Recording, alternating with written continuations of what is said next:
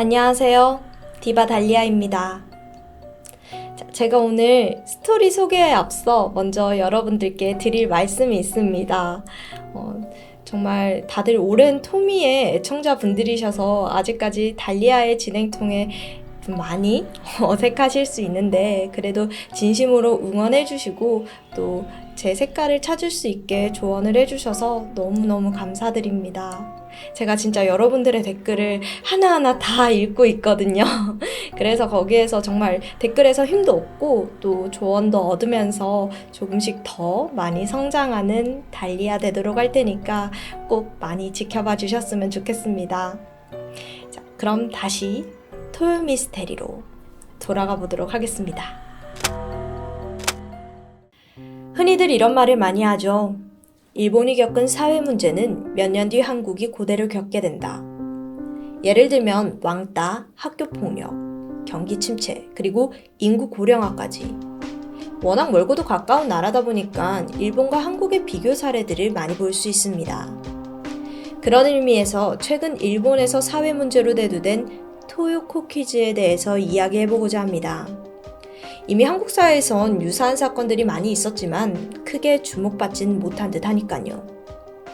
오늘 옆나라 사례를 통해 그 심각성을 깨닫고 한국도 방지할 수 있길 바랍니다.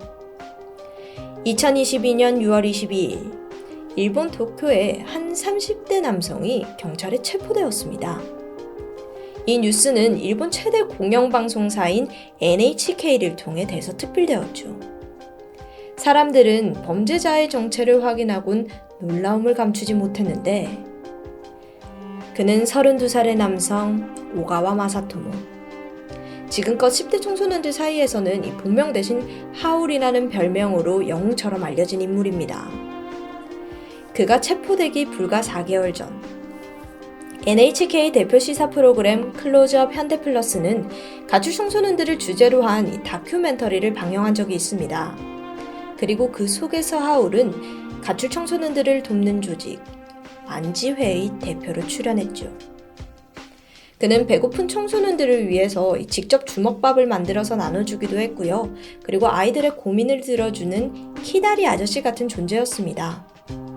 참고로 해당 프로그램은 그달의 프로그램상을 수상할 정도로 엄청난 관심을 모았는데요. 그랬던 하울의 갑작스러운 범죄 소식은 많은 사람들을 충격에 빠뜨렸죠. 하울이 이끌던 만지회, 그리고 그가 돕던 가출 청소년들 사이에서는 도대체 무슨 일이 벌어지고 있었던 걸까요? 여러분, 혹시 토요코 키즈라는 단어 들어보신 적 있으신가요? 일본의 신주쿠의 번화가 가부키초에는 토우빌딩이라는 고층 건물이 존재합니다. 그리고 옆을 뜻하는 일본어 요코가 더해져 토우빌딩 옆을 떠도는 아이들을 토요코 키즈라고 칭해요.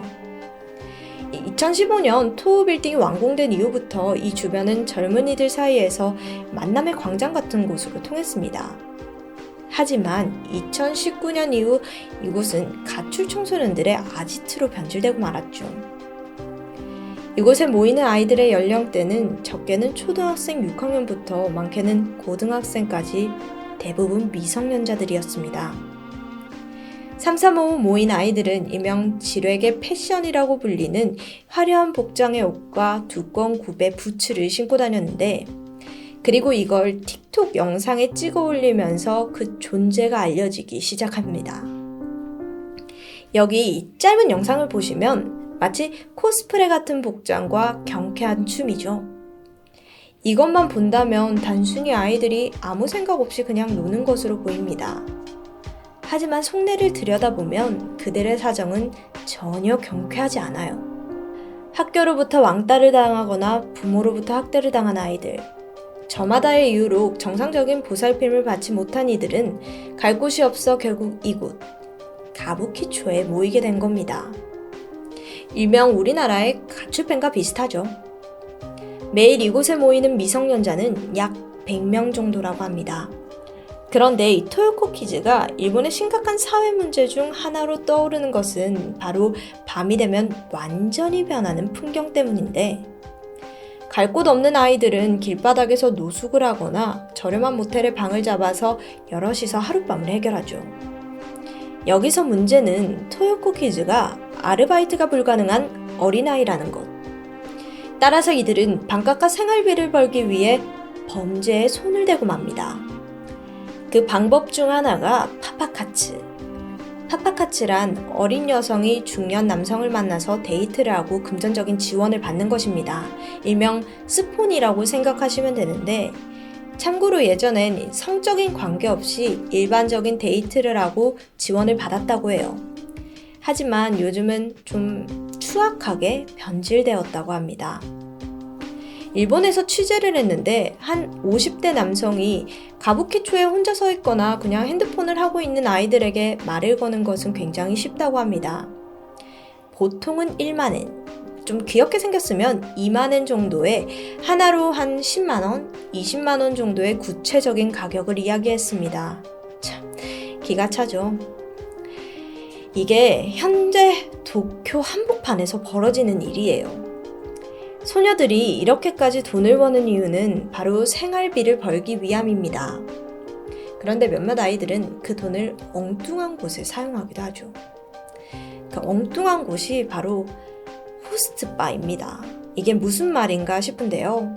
소위 호스트바 선수들은 토요코 키즈 아이들에게 워낙 친절하고 다정하다고 합니다.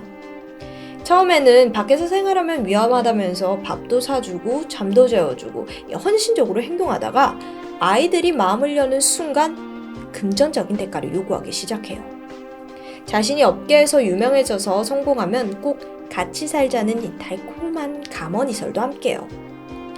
아이들은 이 말에 속아 넘어가서 호스트를 지원하기 시작합니다. 같은 토요코 키즈 아이들에게 돈을 빌리기도 하고요. 원조 교재를 나가기도 하고 심지어는 사채까지 손을 대면서 선수의 매출을 올려주죠. 하지만 그 결과는 호스트의 차가운 변신뿐입니다.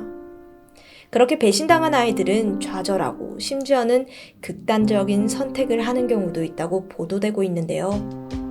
이 밖에도 아이들은 폭행이나 마약, 절도 같은 각종 범죄에 그대로 노출되어 있습니다. 하지만 일본 사회는 남의 일에 크게 간섭하지 않는 경향이 있어요. 그래서 가출 청소년들 문제 또한 그저 개인의 문제라고 여겼고 정부 차원에서도 소극적인 대책만 내놓을 뿐이죠. 집으로 돌아갑시다 라는 전광판 트럭이 주변을 순회한다던가 담배를 피우는 청소년들을 단속하는 수준인데요. 결국 보다 못한 시민단체가 나서 적극적으로 토요코 키즈를 보호하려는 움직임을 보이기도 시작했습니다.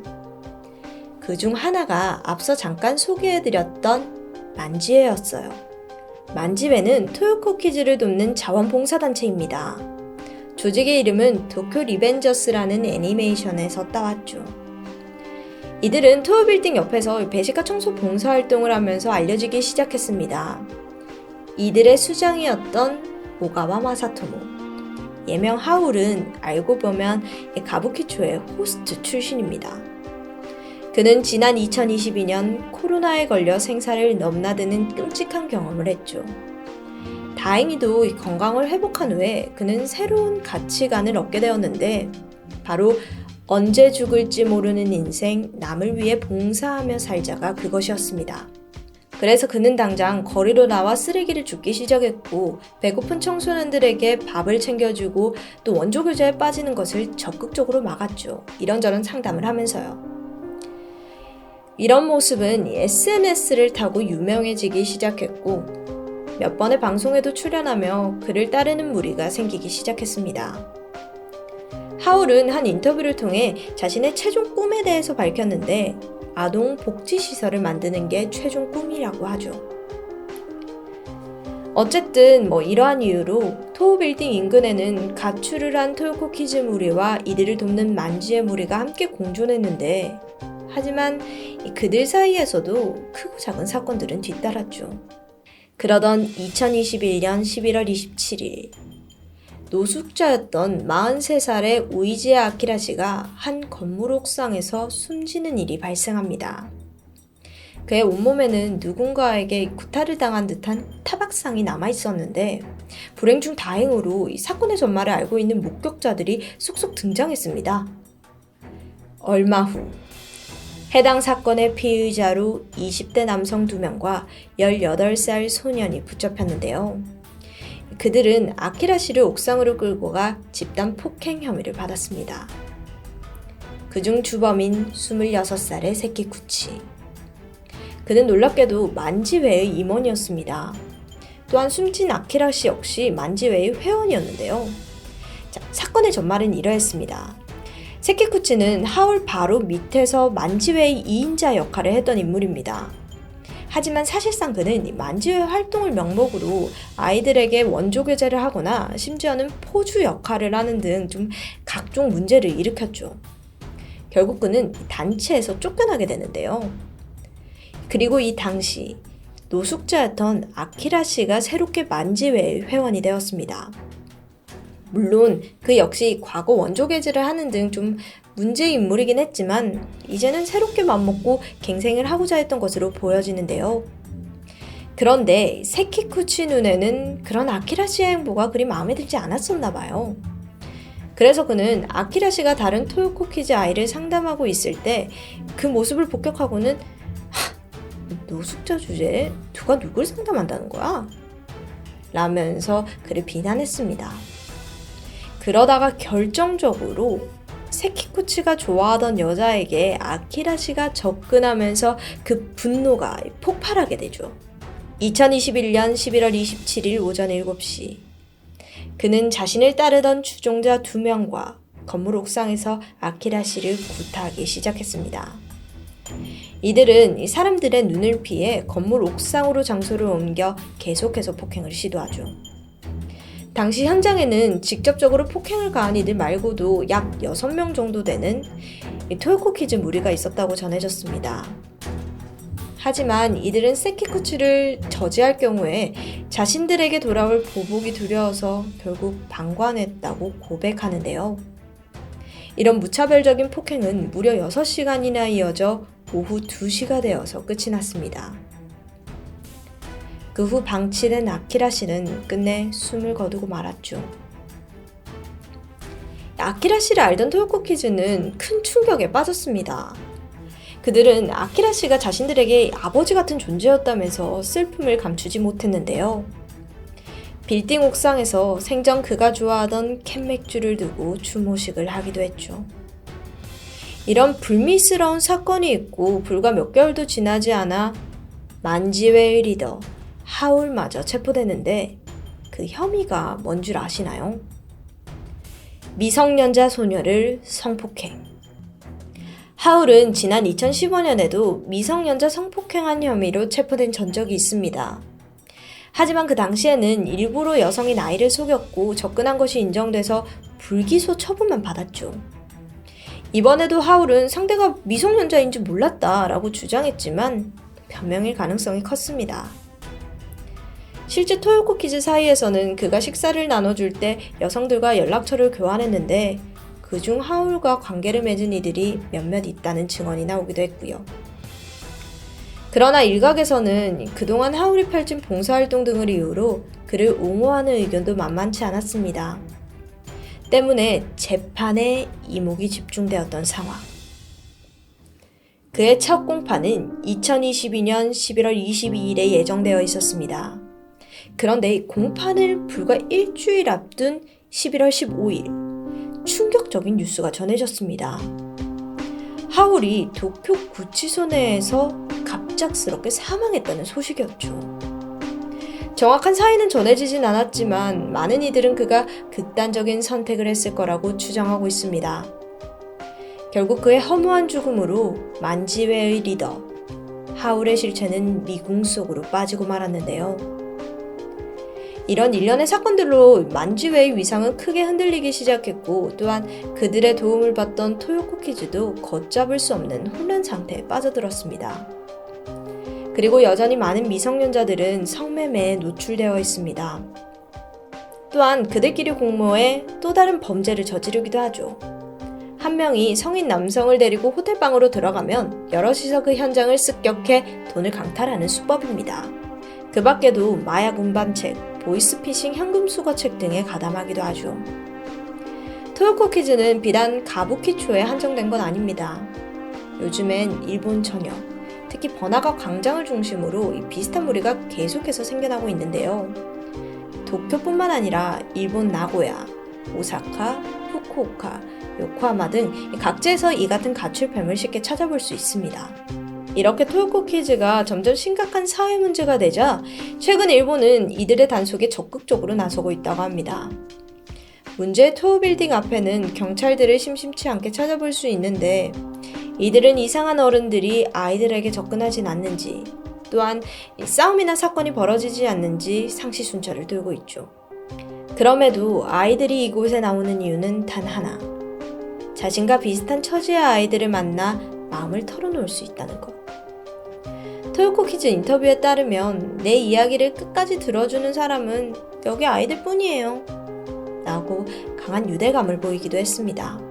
포근한 안식처가 필요한 아이들에게 그냥 방관하면서 나쁜 사람들이 오는 것을 막는 것보다 그들에게 정서적인 안정감을 느끼게 해줄 수 있는 정부의 정책이 필요하다고 생각합니다. 밖에서 나쁜 사람의 접근을 막는 건 일시적인 것 뿐이니까요. 어른들의 적절한 보살핌을 받지 못하고 거리로 내몰린 아이들. 언젠간 이들이 어른을 신뢰할 수 있는 사회가 되길 바라고 그래서 그들이 머물 수 있는 안전한 안식처가 되길 바랄 뿐입니다. 지금까지 토요미스테리 디바달리아였습니다.